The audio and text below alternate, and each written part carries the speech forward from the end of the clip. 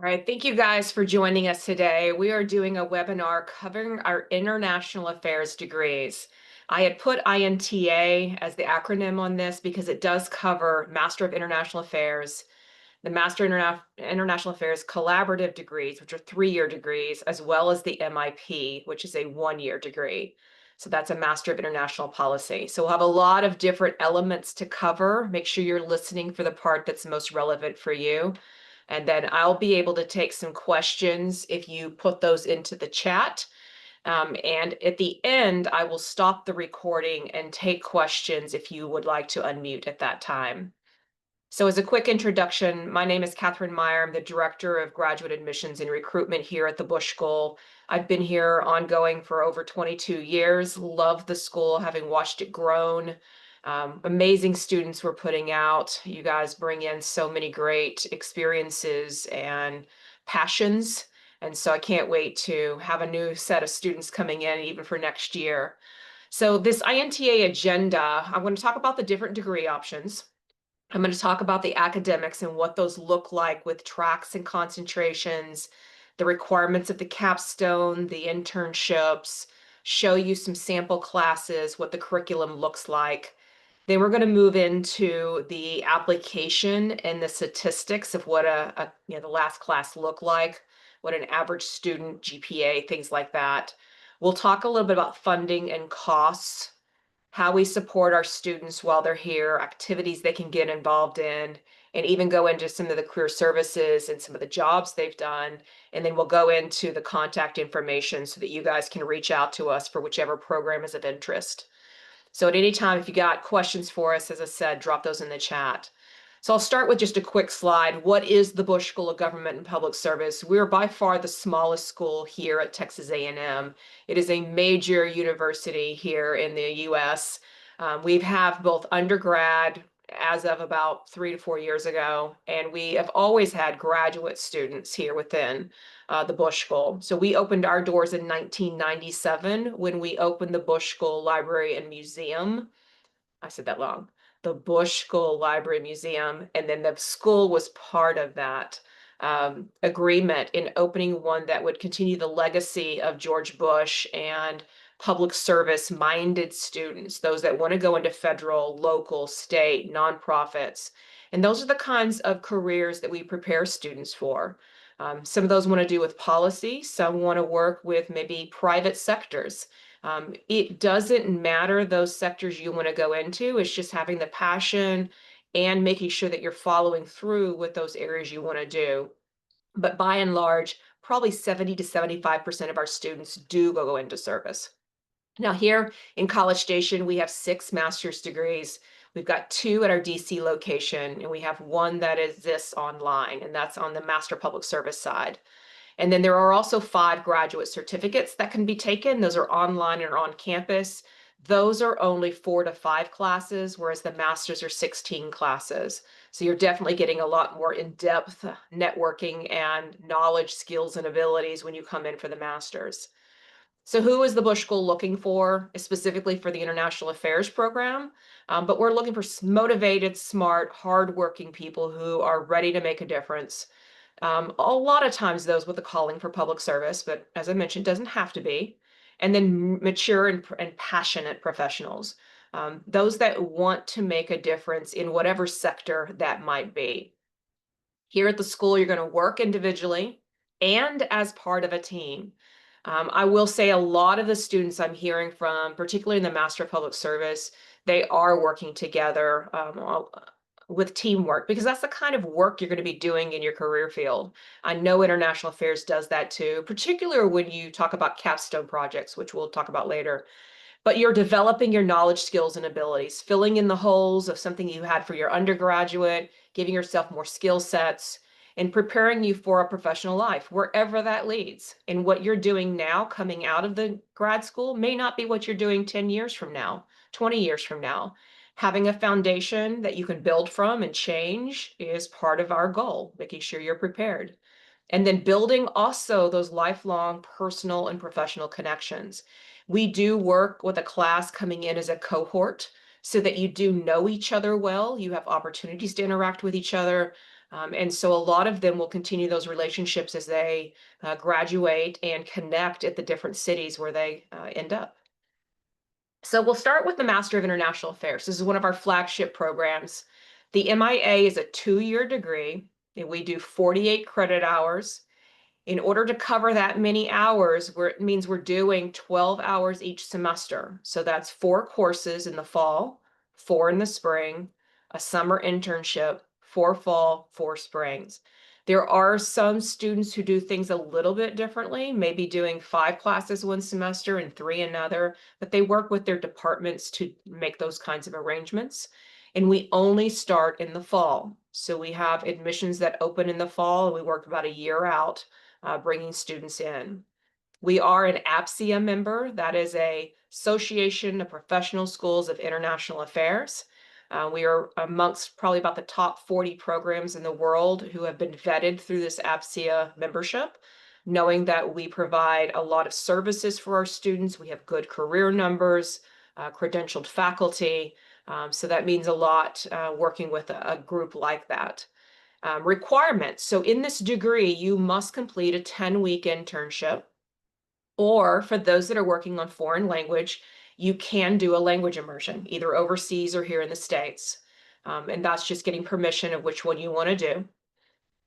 If you already have work experience, you can have that internship waived. So again, you would work with the career office and or your department to have that assignment completed. You're also collaborating on a client capstone project with your classmates. And what happens on these, and I'll explain it on another slide, is you're going to hear from the faculty what those capstones look like and who the clients are, and you'll have an opportunity to rank order them. Now, the passing a spoken foreign language test, that is for our native English speakers. And so those that come in and have English as their native language, they may need to pass Spanish or French or Farsi in order to graduate. So they will have to pass it intermediate low with the company that we use. You're building a degree plan that's relevant to your interests, and I'll show you that when we talk about tracks and concentrations. Along the way, you're receiving faculty and career advising, and you're getting network support. So that's not only getting the connections from our faculty, but also our alumni, not only through the Bush School, but through Texas A&M. Some of the guest speakers, some of the employers that come on. It's somebody who knows somebody who can help you. So we will utilize that to our full extent. And an optional element I want to mention is that some students will earn a Bush School graduate certificate while they're here in the program because it can highlight certain elements of their study. So they may end up getting a Master of International Affairs with a certificate in Homeland Security or a certificate in nonprofit management. You can mix all kinds of ways with your courses. The certificate in Advanced International Affairs, the only limitation for it is you have to start it before you start the MIA. So if you're interested in doing something like that program, you would have to at least apply and be entered in by the summer in order to do it, because they're the exact same classes as our MIA. So there's no point in doing it as you're doing the MIA. So you'd have to start it earlier. And you can also take online electives. There are some certificate courses that are being offered that our students are interested in taking. You can do a few of those, usually up to 4 online courses, but it's going to cost you $1,500 more per class because that's just how they do the fee structure with that department. So core courses are required to do in person, but electives you can do through those online courses. Now, those certificates, I'm going to go ahead and just mention them here. They are offered online and on campus. And so sometimes our students will even start these a semester or 2 before entry, maybe because they're graduating in December, or maybe because they're interested in these courses, but they don't know what they're like yet. So they dip their toe and sign up for a class or 2 through the certificate. And so there are 4 different options that we run through our Office of Extended Education. That's Advanced International Affairs, Homeland Security, Nonprofit Management, and Public Management. And there's another one that is offered through the Department of Geography that's called Geospatial Intelligence that you can also complete. So those certificates just complement what you're doing through the MIA and give you an additional focus that can go on your resume.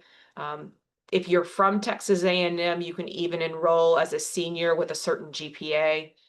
So if you are interested in any of these, you can go to that section of our website, or you can contact Bushkill online at Texas A&M. Now, the Master of International Affairs, let's talk about that curriculum. There are required tracks and concentrations for this degree.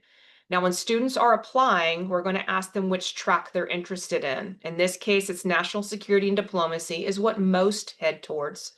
International development and economic policy is what we want more of. So if we're looking for a class of 90 to 100, let's just use the 90 as the number. National security and diplomacy is about 70 of those, and IDEP, that acronym for that, is about another 20. So we would love to have more in the IDEP, but people have to get over their fear of economics and what that means. Our faculty are fantastic. They work with our students very closely, making sure they understand the coursework, getting through the projects that they're asked to do. So if you are interested in that, we'd love to talk to you further. I can put you in touch with students who are pursuing that field and or the faculty. Now, when you come in, you're also going to be required to do 2 concentrations. Now, one of your concentrations has to be tied to their track. I didn't color code them or list them in any way here, but you can find that on the website of which ones are tied to which tracks. Some are double listed, they can count for either one. So for instance, the first one I list there, conflict and development, it works for both tracks. So anyone can take that one. If you're in national security and diplomacy, you might want to do diplomacy as one of your areas because that's tied to it. But your second one can now be a regional area. Maybe you're doing Latin America. So there's ways to mix and match these. So no 2 students have to have the same kind of degree plan. So lots of flexibility in how you put this together. You don't always see it. I don't even list it here, but there are students who do create their own areas of study, and that can be done with consultation with your advisor. So for instance, someone who wants to do nuclear nonproliferation or counterterrorism, those can be created with some classes from us and maybe other departments here at A&M to put that together. So the curriculum is covered over 4 semesters, plus the summer where you're typically abroad or in DC or somewhere completing an internship. So you have 4 core courses, 1 track required course, which is your quant or your American foreign policy, and then 11 electives. So lots of freedom. As I mentioned, when you're seeing all those electives that are built throughout even your first semester, you can start taking them. So quantitative methods, international politics, fundamentals, those are everyone has to take, plus this capstone seminar that you'll do in your final semester. Then you've got a track requirements and everything else is electives. Now, when we talk about those electives, this is where you're completing some of those concentration courses and developing maybe a specialty. So I've listed some of the classes here. I'm not going to read them out, but you'll notice that there are anywhere between 7 to 15 on average classes listed under a heading. You only have to fulfill 3 of them to complete that concentration. Some will do more. Some will complete their 2 concentrations and try to work in a third one because there is the ability to do that. Some will say, I've already taken my 2 concentrations. Now I'm just going to take a hodgepodge of 1 course out of this one course over here. Maybe there's one on the Texas A&M main campus that I want to take through engineering. You know, there's all kinds of ways to put these together. The capstone is what you have to complete in your final semester with us. Now, this is a team-based consulting project. I mentioned earlier that the faculty are going to go out and find a client, and they're going to figure out what kind of consulting work that you're going to do for that project. They're then going to present that to you guys, and you will hear what the gist of the work is and rank order your preference. Which one do you want to be in? Some will pick these projects based on the relevancy to what they're studying. So if they're in intelligence, they want to stay in intelligence. Some will find out if there's travel involved and where that is. And hey, I'd really like to go to this place, and they'll sign up for that. Others may do it based on a certain professor that they really want to take that they haven't had a chance to do that yet. Or maybe even where there's a friend groups in related areas of, oh, hey, if you're going to do that, I might take that one too. And so you be rank ordering those, and then the staff will be putting you into one. So there's no guarantee you'll get your first choice, but a lot do. Usually those will be 4 to 12 classmates, probably typically more of that 8 to 10. Um, but that's just done through the department and seeing how many projects are being offered that semester. These require teamwork, initiative, and leadership. You really have to work together, figuring out who's doing the research, who's doing the presentation, who's doing most of the writing, and putting those together and sharing those responsibilities. The students lead those capstones. The faculty guide them, but the students are the ones putting together the timelines, the kind of work they're doing, and putting the time and effort into it. Those clients that we have as capstone project leaders here are going to be the same one that we have as our sectors. So you're going to see those that are for federal government agencies. You're going to see sometimes the local and state level, sometimes a nonprofit or an international NGO. And even more specifically, it might be tied to intelligence or defense or a development area or an environmentalism. So you just watch for those and get some say so. So it's a required course, but to me, it functions more like an elective because you get some say. Here's some samples of those. In spring of 2025 that we just completed, you'll notice there's a wide range that they heard about and could talk with others to see which one was the best fit for them. And so you've got Dr. Huang, who did international humanitarian law, protecting children. You did another one that was more of our space domain with Dr. Jackson. You have another one who was doing some Russia's and China's role in, this should be formatting, violent extremist organizations, which is more of our intelligence area. I'm going to skip down. You've got others that are doing farming livelihoods and conserving wildlife with conservation in Botswana, a U.S. aid reconstruction effort in Iraq following the 2003 invasion. So that was done by Professor Nazio. So all kinds of cyber policy, influence on election surveys, which again went with more of our intelligence kind of professors. And then there were two that were offered in the fall. I don't know what the title of those were, but that gave those that were maybe came in with some certificate classes or were off cycle for some reason and needed to take a fall capstone. They only had a choice or two to choose from. Spring is where the most of our students take them. Now, I mentioned before, you can take classes outside of the Bush School, and so you can tailor to your interests. A number of our departments are already listed on our curriculum. So if you look at the website and see INTA, those are our classes, International Affairs. But you might see something that says ECO it's econ, and that's for economics course, or a geography course, or something in statistics or urban planning, nuclear engineering. So it just runs the gamut. You have a lot of flexibility. Usually two of these can be taken without much problem. As long as it goes in with your degree plan, you can be approved for more with your advisor. Now, if you like what you see and you're going, okay, I'm ready to apply, what does that take? Keep in mind the application we do through a company called GradCast. That application has a link. Most of you will fill that out. The only exceptions is if someone is here from Texas A&M, already in a master's program, they do an internal app. Same with the 5-year students who are undergrads, who are trying to do an expedited undergrad to grad school. They'll do an internal app. So everyone else goes GradCast. Now, GradCast does charge a fee. That application fee is $89 for domestic students. It's $114 for international students.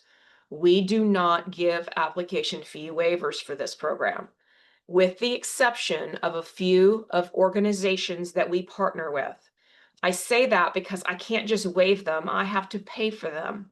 So that comes out of my budget that I already put several thousand towards. And so normally the ones that I'm paying for are those that are coming from Peace Corps or AmeriCorps, some of these service agencies where I know they weren't making a lot of money and we're kind of matching that.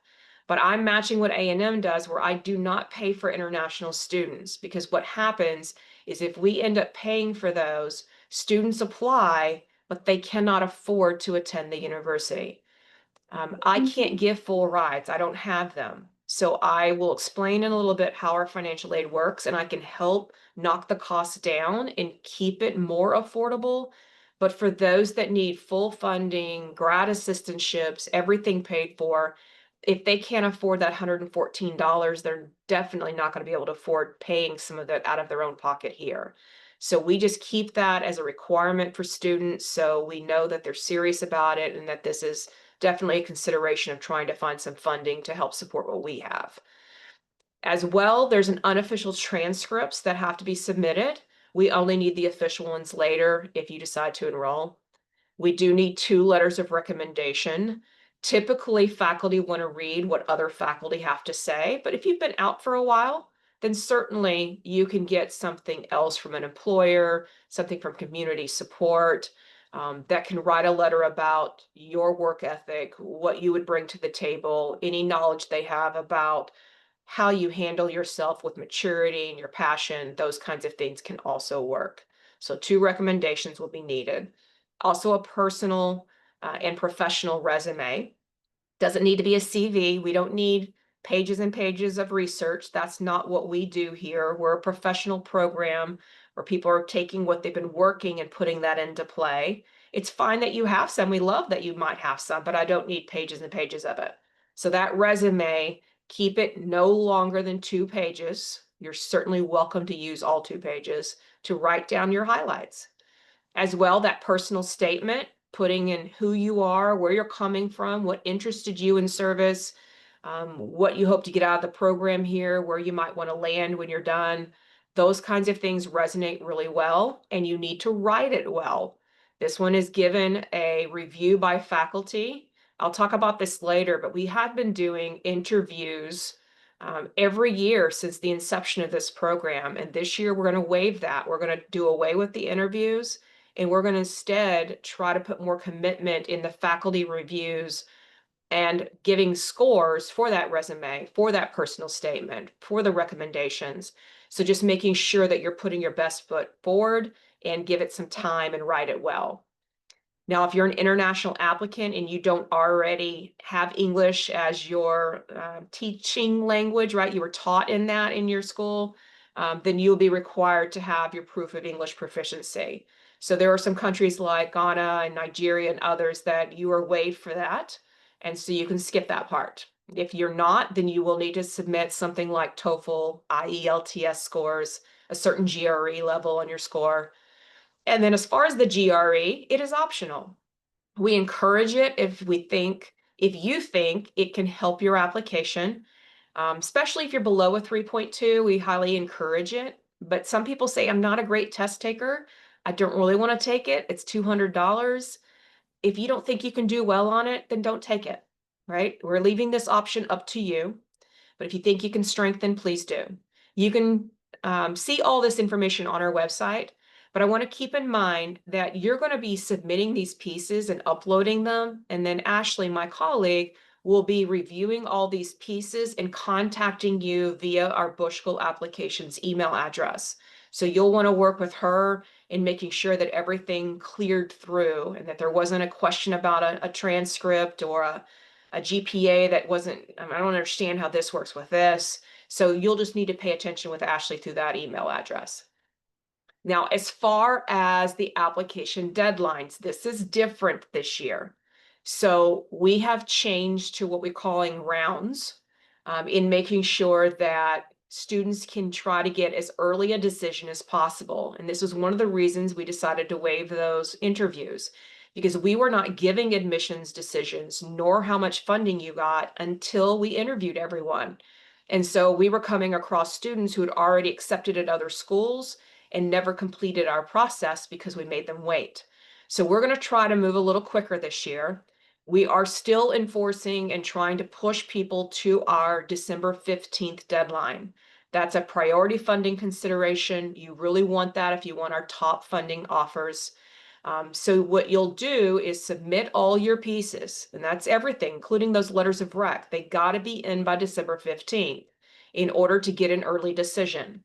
We then send them to faculty. They are evaluating those files, giving them scores, and then we're deciding who to go ahead and admit and what kind of funding that we can provide at that time. We release that by early February.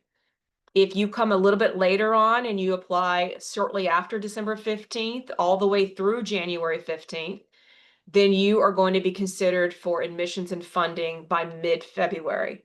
There still may be some higher level funding. It won't be the top of the top. It won't be the 15,000, but there may be some of the tens, maybe some of the sevens. We'll see how it goes. It's new for us. But remember, if you're an international applicant, you have to apply by January 15th. We don't extend it past that because there's just too many visa and I-20 issues that take forever to clear through. So we are holding by with this January 15th deadline. That's the last opportunity for you to apply. Same is true for 5-year applicants who are Texas A&M undergrads. For domestic applicants, there's a little bit later of an application. You've got another month to get in some materials, but you have to keep in mind that final round for domestic is a space and aid available only. So usually the funding is going to be lower. There may not be as many slots. We may be putting people automatically onto a wait list if we like them, because we may have already made out enough offers to fill a class and we won't know until we get those answers back. And students have until April 15th to tell us whether they're coming or not. Now, in the past, we ran what is called an interview conference weekend to basically to conduct all those interviews and meet applicants. Instead, we're doing what's called an admitted student day. We're moving it to Friday. It'll only be that one day with maybe some optional Saturday for those that come in and want a second day of activities. But it is an opportunity to interact with some faculty. We'll have an alumni panel, student panel. Unfortunately, for international students, I don't have yet what this might look like for some kind of interaction via Zoom. We'll figure out something and release that later. It probably won't be as robust, but it'll be at least an hour or two, maybe 3 hours at most, with some panels and stuff that you can ask questions as well. So we'll figure out what that'll look like, but that'll happen sometime in late February. And then again, if you've been given this offer, you have until April 15th to let us know. And we hold tight to that. I mean, we tell people if we don't hear back from you soon after that date, we're going to assume it's a no and we just close it out. So if you're curious, what did the class look like for this year? You're going to notice the enrollment was 83. Now, normally we're trying for a class of 90. Sometimes it's a little over that. Well, this year was different because our international applicants were highly affected with the Trump administration and what went on with those I-20s and visas. So we end up losing quite a few of our international students who either couldn't get approvals or couldn't find the funding to offset what we had offered. And so they ended up not coming. Now, last year, we did meet our 90 plus numbers. We were fine. And we have in almost every year before that. This is one of the first times I've seen in a long time where we didn't. And mainly that's just impacting by that one group. So average GPA was a 3.62. Average age was 23. Last year was 24. 24 is almost always the average. I've seen it go to 25. So it's a lot of young students who are coming in who know they want this. 40% were women. Students of color was 29%. But here's the thing, international was only 2%. Normally, we're somewhere around the 10 to 16%. Last year, we were at 14%. So that's a handful of international students. It's not a lot. We realize that. But again, we're focused on national security and diplomacy, and we don't have full rides. So those international students have to have some funding of their own in order to afford to come here. So non-residents did make up 34% of that class. Our age work experience was a little skewed high with younger students this year. We had 73% were 0 to 2 years. 5+ years was 15%. I was a little higher on that 5+ years last year. And the class size average, and this is the class that you're sitting in, because our enrollment's much higher than that. But if you're sitting in a class, it's probably about 16 students on average. We max out most of our classes at 20. Sometimes they'll push in a few more to get to 25. but you rarely hear of any exceptions to that. So you really are in an interactive classroom, a lot of times boardroom style, where they're asking questions of you and y'all are discussing. It's not lecture based for the most part, right? Most of that is not faculty telling you what you need to know. It's you doing readings and coming in and discussing them. So there's a lot of that interaction that you will need to be prepared for class, be ready to come in and be called on. Um, and just that's that professionalism, right? And that maturity and being ready for a grad program. Now, these professors that are leading these classes, one of the unique aspects for professional programs that we really enjoy and our students do here is not only the academics that we have here who are well-known researchers in their fields, but you've also got seasoned practitioners who are coming back after a career in the Foreign Service or after a career in clandestine services. So intelligence work, you've got analysts, you've got agency, military personnel, cybersecurity leaders, all kinds of backgrounds coming in to mix and match with those academics who might be teaching more of, China and Latin America. So somebody who was an Army brat that grew up and traveling might have become a regional area or within some kind of cyber area. So keep that in mind as the classes, because that's one of the premier aspects that people love about this. Now, as far as the joint degree, I'm not going to go into a whole lot of this, but you've got the Texas A&M students who can start in undergrad at the bachelor's level in our international affairs or economics programs here at Texas A&M. Those Texas A&M majors will work with their undergraduate advisors and they can enroll with us by their senior year. So as long as they've got a 3.25 in economics, a 3.5 in international affairs, by the time of enrollment, they can be accepted. So you guys apply as a junior, you will enroll around 102 hours. You're going to be submitting an internal application and a course planner signed by your advisor so that we know you've gotten your classes taken care of. You're going to follow those MIA application deadlines, which means you can't go past January 15th. And you'll be able to get some benefit of cost savings because 18 of our credit hours are also counting towards some of your undergrad credits. So you're saving a little bit of money for there. You're not paying our grad fees. You are not paying an application fee because it's an internal app. But you're getting both your bachelor's and master's in 4 years or 5 years, depending on how fast you're moving. It's amazing how many people come in with some AP credits and maybe do 2 years undergrad, 2 years grad school, and they're out. But we only enroll about 6 3+2 students each fall. So it is competitive. We are looking for the right kind of students to do that. Now, a couple of years ago, we began with the Master of International Affairs, a couple of joint programs. We call them combined degrees. One is with public health, one is with economics. Public health is a 3-year, 78 total credit hours for these 2 degrees. But students only apply to SOFAS. That's the, when we use GradCast, they're using this for the public health. So you only have to pay the one fee within the SOFAS, and then you apply for us with an internal app because we don't want you to have to pay a second time. You start with the MPH program if you're accepted by both of us. You do your first 1.5 years with them. Then you start with in the spring, a year and a half later, and you do the last section with us. And so you'll complete your degree plan, you'll follow through the classes. In public health, you're either doing health policy and management or health promotion and community health science. And then when you come into the Bush School, you've got the tracks and concentrations you can choose from. I've seen in the past, many of them are doing IDEP, the international development, and focused on an area of maybe like pandemic preparedness and disaster response. So you will have some say-so in what you want to do once you get here. Keep in mind, you have to complete at least one capstone course and one internship, just which one fits, whether it's MPH or with the MIA. And then the MIA foreign language requirement, if you are an English speaker, you must pass that foreign language just like our other MIA students would. And then aid, keep in mind, our aid only comes into play when you're enrolled with us full time. So that first year and a half with public health, you'll need to work with them to see what kind of funding and opportunities they have. Now, the app requirements in Thailand is very similar, but you're submitting that SOFIS application, official transcripts. They require 3 letters of recommendation, which we can use if they're related. We both are using the resume, both using the personal statement, proof of English proficiency if you haven't met it in some way for an international applicant. They are requiring a WES course by course evaluation. That is a requirement through public health. And then again, the GRE is optional by both of us. So app timeline was just as I mentioned earlier.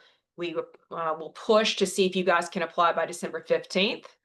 Just gives you more consideration for higher funding, but you have to apply no later than February 15th. I think this is a little bit different. There is a little bit more leeway because we are having to abide by what public health is putting up. So February 15th is the last deadline for students in the MIA MPH. Those admit decisions and funding is released by mid-March. So we're working with them. It goes a little bit slower, and you have to reply to us by April 15th. Now, the second combined degree is with economics. So those students are coming in and they're looking at the Master of Science in Economics. That is a 3-year, also 78 total credit hours for both degrees. But what's different is you will just apply to economics in GradCast. We're not going to make you apply for us until later. So you apply to them, get into their program, and then if you're still interested in the MIA, you apply in your first semester. It'll be an internal application, still not having to pay an extra fee, but we are just letting you get situated and get your classes, get advising, and then apply to us. So what happens is you're doing a year with econ, a year with us, then a year back with semester with econ, and then back to that final semester with us. So you're going back and forth. So students who do this have to come into the IDEP track. You can still work in an NSD, but you have to have the IDEP as your guiding track. You have to complete at least one capstone course and one internship through one of us. You do have to, again, meet that foreign language requirement if you are an English speaker. And same aid, it only applies when you're full-time with us. So it's going to bounce back and forth. It's a little bit weird. Deadlines is January 15th is the final deadline. So we're going to push that earlier one for December 15th, but January 15th is the final. We have not seen an applicant apply to this yet. It is our newest program. We're hoping in the next year or two we'll get somebody for this, but we'll see what happens. Public health, on the other hand, we've already graduated a couple of students from it. Now, Master of International Affairs is a little bit different of a degree because it is more of what I call an executive style degree. It is a shorter program at 1 year, 30 credit hours. So students can get in and out in 1 year, but they have to come in with 4 years of professional, international focused experience or military experience. This was created essentially for our military because they were only given 1 year to come in.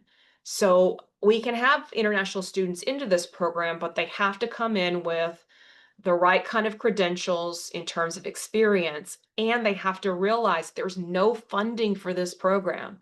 So the price tag that they see is the price that they're going to pay, which is sometimes that's not what they want.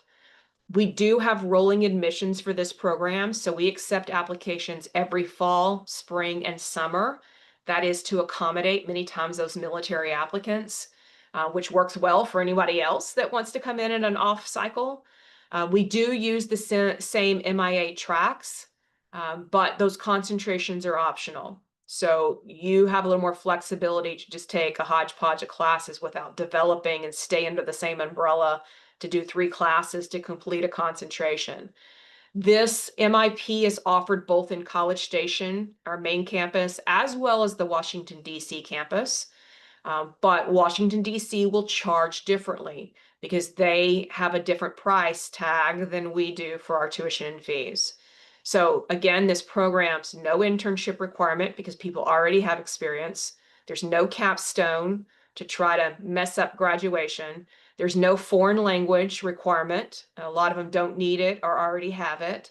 and there's no Bush School Scholarship. So if you come in here, you have to have some funding of your own or be supported by your government or your military benefits. And those domestic can get some federal aid for it as well. Now, the MIP curriculum, similar, but it's slimmed down. So it's 2 core courses, 5 track courses, and 3 electives.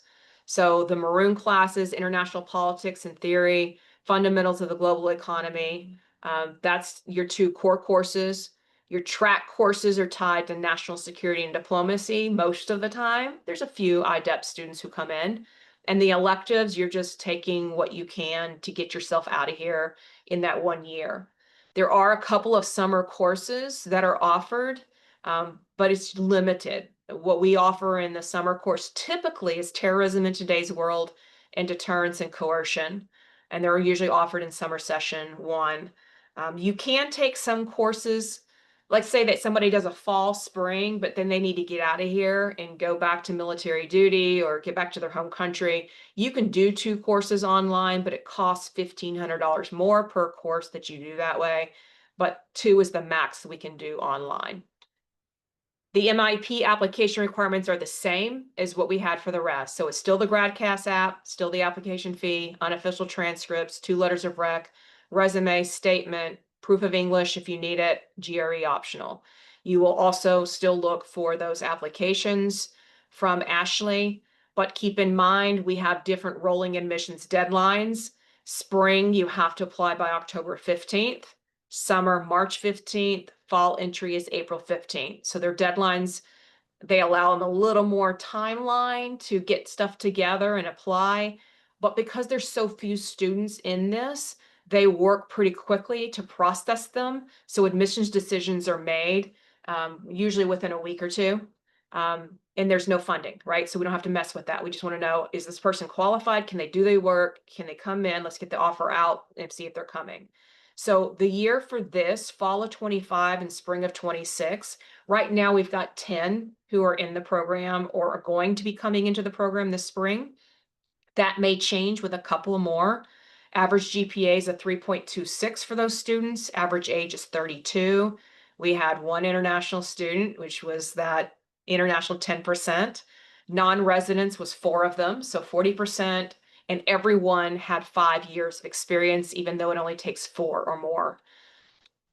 The MIP cost, just to cover this one very quick, 1 year tuition and fee for those 10 courses is about $17,000 for a Texas resident. It's about $32,800 for a US non-resident. And international students, you're almost always about $4,000 higher because of health costs. So you're $36,500 for an international student. So that is the cost for tuition and fees for the MIP. And there is no scholarship help to make a difference in there. There's no non-resident waiver to help make that cost any cheaper. That's the cost that it is. And as I mentioned, 2 courses can be taken online. So the affordability of the MIP is that is on a 1-year cost. You're not having to pay for living costs longer than that. You can apply for outside scholarships. You can use military benefits. You can ask if your job, if this works, for support. And if you're a domestic student, it is federal financial aid eligible, so you can supply FAFSA. Now, here's the one that most people want to hear the most about. This is the Master of International Funding. And how do we work scholarships and or assistantships? So in year 1, as somebody has applied and we're making decisions on bringing them in, we are going to provide scholarship to everyone that we admit. That's 100% of our students are going to be covered at some level of Bush School scholarships. This does include international students. So when we decide on these merit scholarships, if you are not a Texas resident, you will also be given a non-resident tuition waiver. That's part of our Bush School mission, is to help keep this program affordable. So if applicable, right, if you're a non-resident, you're going to receive roughly $12,700 in credit to keep that cost down. And that's based off 24 credit hours. That's about how much that waiver is worth. It's not an exact amount, but it's close. The scholarships that we're offering, I say 1,000, but typically we try to start at 3,000 as our lowest. And we're working up to 5,000, 7,000, 10,000, and 15,000 per year. So if a student is able to get 15,000, they're getting all of their tuition and fees paid for as a US resident, right? Because the costs are a little bit cheaper. So those 15,000s are coveted by everybody. We'd love to all have it free for tuition and fees. But they're hard to get because they're merit-based and it's done by faculty evaluation. So they're looking at your GPA, where you're coming from, what kind of major, what experiences, internships, leadership, organizations. How about your language skills? What does all that look like? What do you bring to the Bush School for credit that we go, we really value this and want more of it, and we think you're going to do a fantastic job. It's subjective, largely, right? Loved if we can give more of these. But those 15,000s are just a little harder to come by. So you'll see that for fall of 2025, 50% of the class, most of those are 3,000. There's only a couple that are 1,000. 50% are making a $3,000 scholarship. So that's 1,500 in the fall, 1,500 in the spring. It helps, but it's not knocking a whole lot of that cost down. Now, 34% of the class was either getting 5,000 or 7,000 per year, and then only 16% got 10,000 or more. Now, I even left up last year's numbers to show that it was pretty much in line with the way we gave it last year. Now, some of those 10,000 plus, there's more of those being offered that are getting turned down. Sometimes those are getting turned down by international students who just can't make up the difference. So it doesn't matter how much we give them. If it's not full ride, they can't come.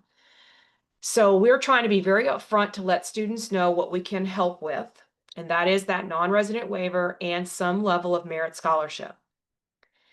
In the summer, you can apply for an internship stipend through the career office if you get an unpaid position. But you got to attend the career workshops.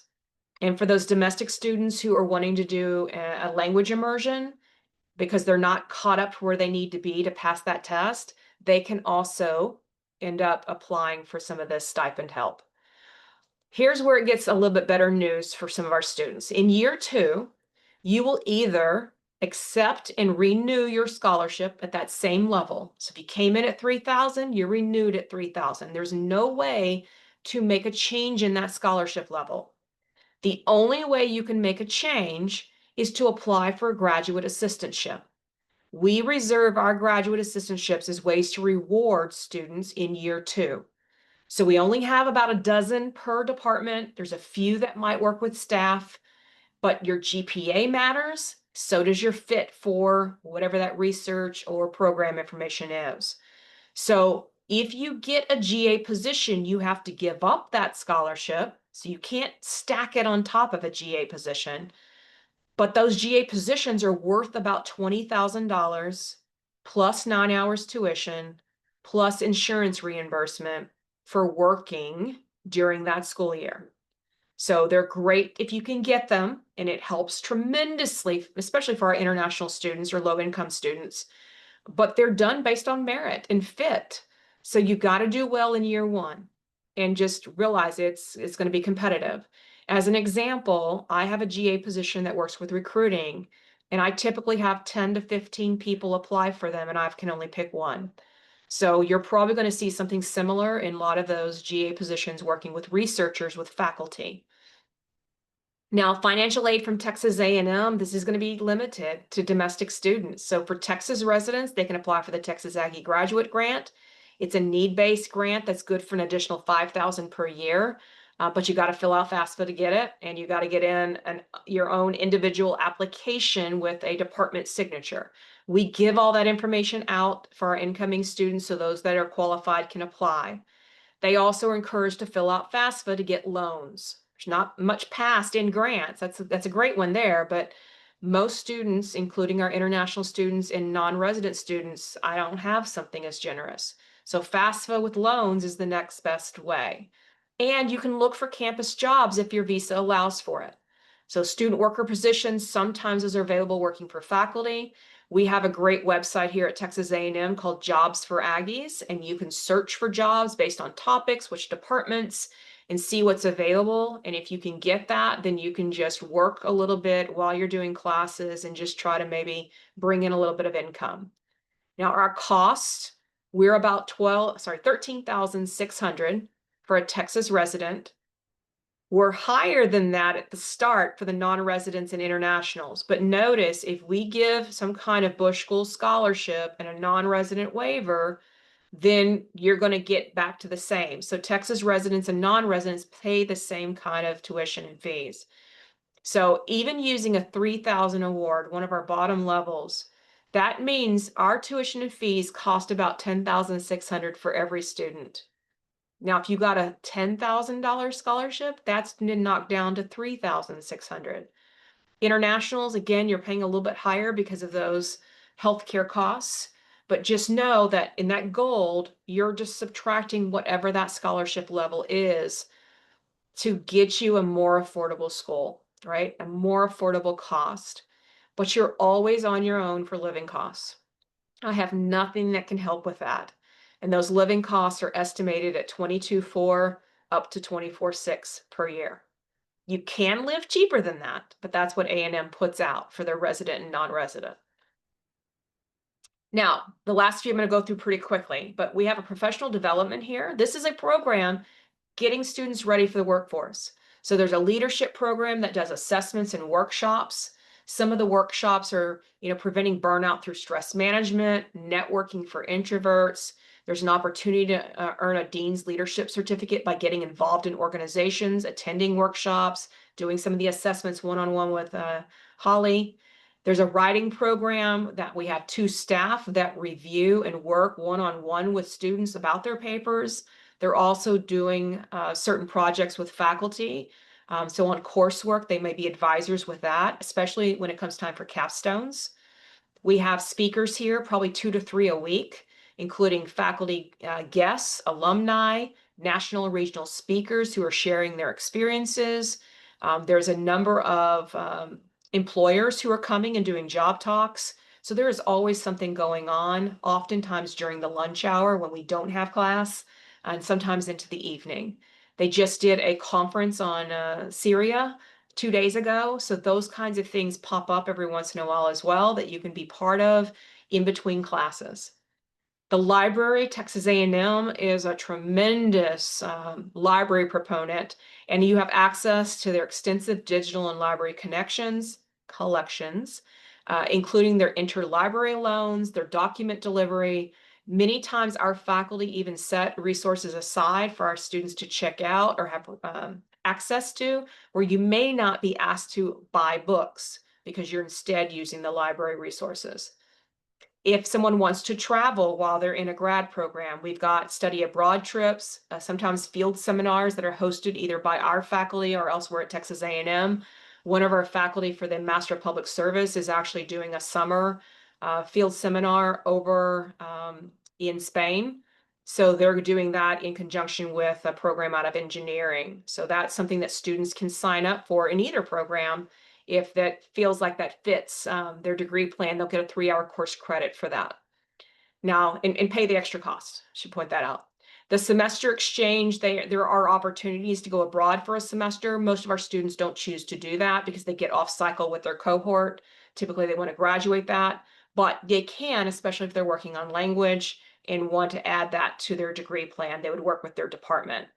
And then the capstone travel, as I mentioned, sometimes there's some travel involved with that. The students will find out where that is and maybe sign up for that. But they'll do it either through field research or that's where their client is based. And so they're doing their presentation there.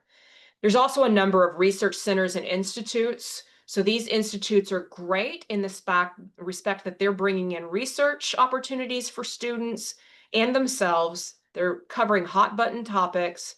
They're covering different career aspects, and sometimes they sponsor internships with certain agencies. So it's between information sharing and networking big time. There's a couple of them that are more international affairs related. One of them is Scowcroft Institute of International Affairs, Albritton Center for Grand Strategy, Mosbacher Institute for Trade, Economics, and Public Policy, and the Europe Center. So these are 4 of the top ones. There are others that involve what are called programs. These programs are tied to our MIA concentrations. So you might want to be part of the intelligence studies by doing your Intel classes. Or economic statecraft is run by Dr. Norris with his China Indo-Pacific area. So the Middle East, women, peace and security, cyber policy, strategy and security. And then as far as career services go, we have a fantastic 3 staff member group that works with career advising and professional development, lots of one-on-one. They're offering workshops, they're offering career talks, opportunities to go in and talk to Mike individually about employer relations and where you're wanting to try to connect. He'll see what he can figure out in getting you connected to those areas. Internship notification will come out. You will follow up the ones that are of interest to you. There is that opportunity for some funding for those unpaid internships, as I mentioned before, with the stipends. Our employment yearly average is typically somewhere around that high 80s to almost 100%, where students are finding relevant employment within 6 months of graduation. And that is a very directed, hard-hit area to make sure our students are finding jobs, because that is the nature of this program, is to help you get a leg up in your area. And then if something were to happen, that post-grad career support, it exists for the rest of your career.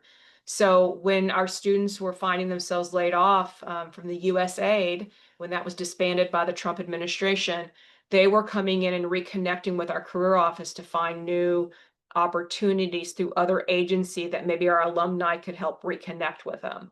So you'll see in the latest numbers, the 2024, 44% of that class went into federal government. 2023 is a little bit higher, but you can see consistency over the last 3 years. Government contracting was a lot higher this year. Private industry was a little bit lower this year. Nonprofits, state and local government, continuing education. We do have some students who go on for a PhD or a JD, but not a lot. Most of our students know that they're going in for the workforce, and we're looking for that.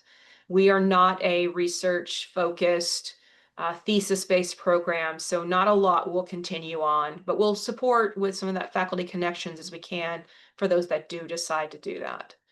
So those career sectors, not going to read these again, but you can see some of the names for the federal government. A lot of them are the 3-letter agencies with the Central Intelligence or the FBI with Federal Bureau of Investigation, Emergency Management Association. You've got the national laboratories, you've got the Army, Congress, intelligence agencies. Government contractors often work with those agencies. It's an easier way for the federal government to have the private sector work that. So you do have some things like Booz Allen Hamilton or Chemonics International, and sometimes they do give sponsorships. State and local government, some might stay within the state of Texas or within our area, or go down to Houston for Sugar Land. That's where that is located. Florida Division of Emergency Management. Not everybody stays in Texas. Some go back to their home states. Nonprofits, you might recognize Samaritan's Purse. It's an international organization, UN Development Program. And then, of course, the private industry. Not as big of an area for us, but it does exist. Students do have that option.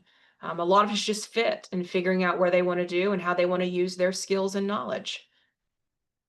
Student groups and getting involved. We have a very active student government association and the number of committees that work with them, including tailgating for our football games, includes some getting ready for graduation. It includes some of the ones for socials and potlucks. You also have some formulated groups that do international city and county management, more on our public service side, fundraising professionals. The Ready Room is more about intelligence professionals, bringing in speakers and other events. The Ambassadors Council, they typically host some of our guest speakers and have lunches or dinners with them, have some opportunity to network. Intramurals and athletics for having some fun and getting out and doing soccer, flag football, softball, all kinds of activities that students wanted to just do something more active. And there's over 1,000 different programs here at Texas A&M with student organizations. So someone who's really into rugby or wants to do badminton or whatever, there are organizations they can go get involved in on campus. You just work it into your class schedule and busy schedules to make it happen. So I know that was a lot to cover, and my apologies that I took the full hour, but if I will stop this recording in just a moment and take any questions. Feel free to drop those in there now. But if you ever need us, check us out online. We're at bush.tamu.edu. If you're looking at the master's programs for public service, international affairs, or international policy, those come to Ashley and myself. That's Bush School Admissions. And then you've got the phone number there. If you're looking at certificates or the online executive master of public service, that goes through the extended education. And as mentioned before, the Washington, D.C. office has their own programs, and you can contact through them with that Bush School DC. Now, I've got some other webinars coming up, just to do a plug on that. Our students will host the next one on October the 1st. So if you haven't already registered, go back in and do that. Otherwise, we'll give you that information a couple days before the event. I will have my colleague Ashley cover the admissions process with some tips and tricks on what to do for that process. Matt Upton will come in and do one specifically for career services. I will come back and do another one for financial aid. In the meantime, I'll do some more overviews for people who find us later that want a little bit of everything. And then if you do have questions, we've got some drop-in sessions on Wednesdays. It's every other Wednesday. So our next one will be next week, Wednesday at 11:30. So Ashley will be manning that one, taking questions. And then we're traveling. And so find us on the recruitment events calendar at any time. All right. So thank you for joining us. I'm going to stop the recording. At any point, please reach out and we'll get these posted on the website very soon via our YouTube channel. So thank you guys for joining us. Thank you.